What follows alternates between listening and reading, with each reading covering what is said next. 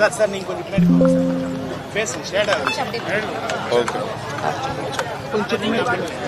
நீங்கள்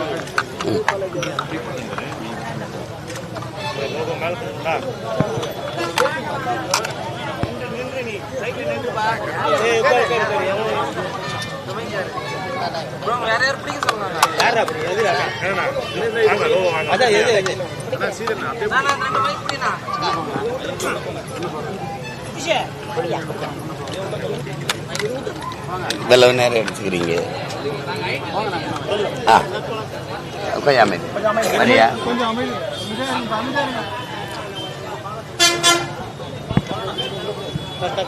என்ன கேளுங்க சொல்றேன். சார் இப்போ அவர் ஏற்பட்ட மூர்த்தி அவர்களை பார்க்கறதுக்காக வந்திருக்கீங்கன்னு சொல்லியிருக்காங்க. என்ன விஷயமா சந்திச்சீங்க? அவருக்கு என்ன பிரச்சனைக்கு அவர் இருக்காங்க? இல்லை, புரட்சி தமிழகம் பறையர் பேரவையினுடைய தலைவர், எங்களினுடைய அன்பிற்கும் பாசத்திற்கும் உரிய அண்ணன் ஏர்போர்ட் மூர்த்தி அவர்கள் அந்த நிகழ்வை பார்த்த எல்லாருக்கும் தெரியும். அதை தாக்க வந்த தம்பிகள் சுற்றி அவர் வளைச்சு தாக்கும் போது அவர் வழி இல்லாம தற்காத்து தான் அவர் சண்டை போடுறாரு. அதில் இந்த அளவுக்கு இவங்க வழக்காக்கி அதை சிறைப்படுத்துவாங்கன்னு நாங்கள்லாம் எதிர்பார்க்கல. இல்லைன்னா உங்களுக்கு முன்னமே முன்பினை எடுத்து இது பண்ணியிருப்போம், பாதுகாத்திருப்போம். அது திடீர்னு இவர் சிறைப்படுத்தினாங்க. சரி, அதை பிணைக்கு முயற்சிக்கும் போதே படக்குன்னு குண்டாஸ் போட்டாங்க. இப்போ இங்கே இருக்கிற ஒரு பெரிய இது என்னன்னா, கடந்த காலங்களில் என் மேலே போடப்பட்ட வழக்குகளுமே ஒரு பேச்சே தேசத்திற்கு பாதுகாப்புக்கு பிரச்சனை இருக்கு, தேச பாதுகாப்புன்னு என்னையெல்லாம் 3 மாதம் 6 மாத காலங்கள்லாம் சிறையில் தொடர்ந்து அடைச்சாங்க. ஒரு முகநூல்ல ஒரு பதிவிடுவது, ஒரு அரசுக்கு எதிராக ஒரு கருத்தை பதிவு செய்வது, பேசுவது, இது எல்லாமே குண்டாசு இதில் சேர்க்க. எது இப்போ குண்டாசுக்குன்னு ஒரு வரையறை இருக்குல்ல, அது எதை செய்யறது? அப்போ கொலை நாங்கள்லாம் பார்க்கும்போது கூட்டமாக போய் கொலை செய்யறது, அதெல்லாம் குண்டாசு ஆட்சி, குண்டாசு ரூல், இதெல்லாம் குண்டாசு வேலை அப்படிம்பாங்க. பேசுறது எழுதுறதெல்லாம் குண்டாசுல வந்துருச்சுன்னா அப்போ உண்மையிலே குண்டாசு எது? மலையை வெட்டி கொண்டு போறவன்,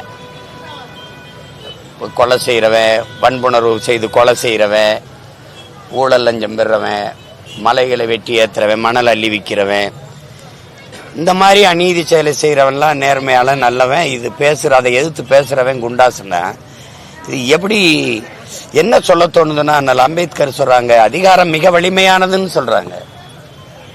ஆனால் இந்த அதிகாரம் மிக கொடுமையானதா இருக்குது. அதுதான் இங்க இருக்கிறது, ரொம்ப கொடுமையானது இது. இப்ப இதுல இவ்வளவு காலம் வச்சிருக்கணுமா? இப்ப நீதிபதிகள் அறிவுறுத்தல் குழு என்று போடுறாங்க, எனக்கும் போட்டாங்க 2-3 முறை, 2 முறைக்கு மேல. அது என்ன, அது எதுக்கு அறிவுறுத்துது, என்ன அறிவுறுத்துது? எல்லா விளக்கங்களையும் கேட்குது, விளக்கங்களையெல்லாம் நம்ம ஒப்படைக்கிறோம். இது பொய்யாக இப்படி தேவையில்லாம பழி வாங்குறதுக்காக புனையப்பட்ட வழக்கெல்லாம் ஒப்படைச்ச பிறகும் இல்ல இந்த குண்டாஸ் போட்டது செல்லும்னு சொல்லுதுன்னா அப்புறம் அந்த அமர்வே அவசியமற்றது.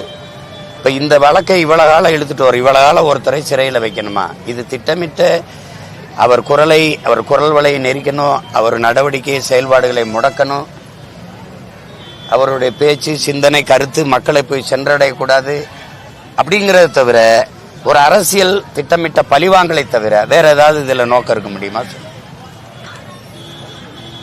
அது 90 நாள்ல கொலை பண்ணவன் வெளியில வந்துடுறான். 90 நாள் தான், 30 நாள்ல வெளியில வந்தவன்லாம் இருக்கான். உரிய சான்றுகளோட நிரூபிக்கல அப்படின்னு, சான்றுகளோட நிரூபிக்கல, அந்த குற்றத்தை உறுதிப்படுத்தலைன்னு வெளியில விட்டதெல்லாம் இருக்கு. இந்த காட்சியை பார்த்தவங்களுக்கு தெரியும் அவர் மேல குற்றம் இல்லைன்னு. சரி, கைது பண்ணிட்டீங்க, சிறைப்படுத்திட்டீங்க, அதுக்கு குண்டாஸ் போட்டு 4 மாசம் 5 மாசம் வைக்க வேண்டிய தேவை என்ன இருக்கு? அவரை சார்ந்து குடும்பம், அவருடைய வருவாயை சார்ந்து குடும்பம், அவருடைய பிள்ளைகள், இப்ப தந்தை இல்லாது கணவன் இல்லாத அந்த குடும்பத்தை நிர்வகிக்க அவர் துணைவியார் வீட்டில் இருக்கிறவங்க எல்லாம் என்ன பண்றது? வாடகை வீட்டில் இருக்காரு, சரி வாடகை யார் கட்டுவா? இதெல்லாம் சமூகம் எப்படி எதை நோக்கி நகர்ந்து போகுதுன்னு பாருங்க. இதே மாதிரிதான் என் தம்பி வராகி, அவன் ஒன்றும் இல்லை, ஒரு வலையொலி, அவனை அது வைக்க முடியாத அளவுக்கு சிறையில் வச்சு பார்த்தாங்க. அப்புறம் வராகி ஒரு வலையொலி திறக்க போறாங்க. அந்த வலையொலி திறக்கிறது காலையில எண்ணெயை வச்சு நான் திறக்க போகும்போதே கூப்பிட்டுட்டேன், என்னை கூப்பிடாதரா, எண்ணெய் வச்சு திறந்தேன்னா அது ஒரு பிரச்சனையாகும்னு. நான் வந்து திறக்கிறேன்னு இருக்கு, 11 மணிக்கு திறக்கிறேன்னு இருக்கு. காலையில அதிகாலையில் அவனை சிறைப்படுத்தி இப்ப அவனையும் குண்டாசில் அடைச்சு போடுறோம். ஒரு வலையொலி திறக்கிறது இல்லாம குண்டா சட்டத்தில் வருது, யூடியூப் திறக்கிறது. எப்படிப்பட்ட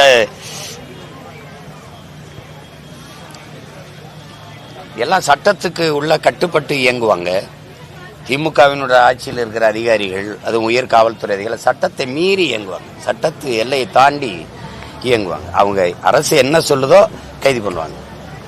அண்ணன் சொல்றாங்க ஏர்போர்ட் மூர்த்தி, சின்ன சின்ன பிள்ளைகள், படிக்கிற பிள்ளைகள் மேலையெல்லாம் கஞ்சா வச்சு, கொக்கைன் வச்சு, மெத்தப்பட்டமே நவீன் வச்சிருந்தான்னு சொல்லி பச்சை பச்சை பிள்ளைகள்லாம் உள்ளதுக்கு போட்டிருக்க, 18-20 வயசு பிள்ளைகள் எல்லாம் உள்ளதுக்கு போட்டு படிச்சிருக்க பிள்ளைகள்லாம் அவன் வாழ்க்கையை நாசம் பண்றது. இது இப்படி ஒரு சமூகமா? நாடங்களும் போதை கலாச்சாரத்தை உருவாக்கி விட்டு தூக்கி தூக்கி பிள்ளைகளை உள்ள போட்டு அவன் எதிர்காலத்தை அழிக்கிறது. இது நல்ல சமூகத்தை, அறிவார்ந்த சமூகத்தை, ஒழுக்கமிகுந்த சமூகத்தை, ஆரோக்கியமான சமூகத்தை உருவாக்கி நல்ல நாட்டை கட்டமைக்கிறது இதுதானே? இதுதான் சமூக சீர்திருத்தம், சமூக மேம்பாடு, சமூக ஒழுங்கு, நல்ல நாட்டை உருவாக்குகிற சிற்பிகளுடைய வேலை இதுதானே? எப்படி இது கொடுமை? இது அது நீதிபதிகளுக்கும் தெரியணும். ஒரு நேரம் கேட்டா ஒரு 10 நாள், ஒரு வாரம் தானே, ஒரு மாதம் தள்ளி வைக்க வேண்டிய தேவை என்ன வருது இதுல? இந்த வழக்கை ஒரு மாதம் தள்ளி வச்சு 1 மாதம் உள்ள வைக்கணும், அவ்வளவுதான். தன் விருப்புக்கு இயங்குவது சட்டமும் நீதியுமா இருந்ததுன்னா நாட்டில் என்ன நீதி இருக்கும், என்ன நேர்மை இருக்கும், என்ன தர்மம் இருக்கும், என்ன சட்டம் இருக்கும், அதுல ஒழுங்கு இருக்கும். கொடுமை இது. இது என்ன பண்றது?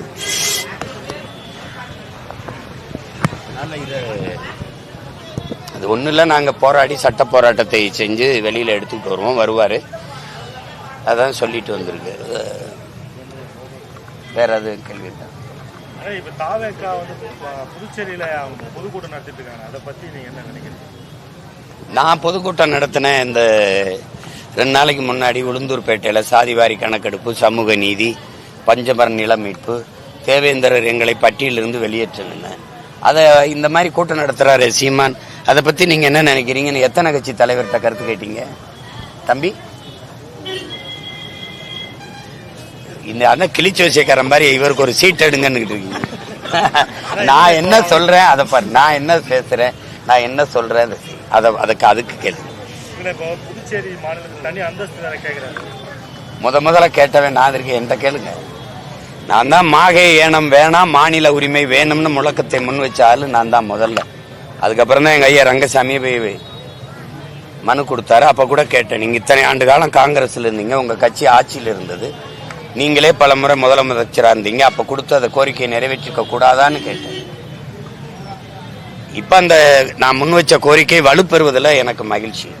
அது தம்பி விஜய் அதே கருத்தை வலியுறுத்தி பேசுவதில் எனக்கு மகிழ்ச்சி. நாங்க மாநில உரிமை கோருகிறோம், மாகையும் ஏனமும் வேணாம், எடுத்துக்க, எனக்கு என் மாநில உரிமையை கொடுன்னு கேட்கிறோம். அந்த கருத்தை வலுப்படுத்தும் விதமா தம்பி அந்த கோரிக்கையை வச்சிருப்பதில் நான் வரவேற்கிறேன், வாழ்த்துறேன். ஆனால் தொடர்ந்து நாங்க அந்த கோரிக்கையை வலியுறுத்தி முன்னெடுப்போம்.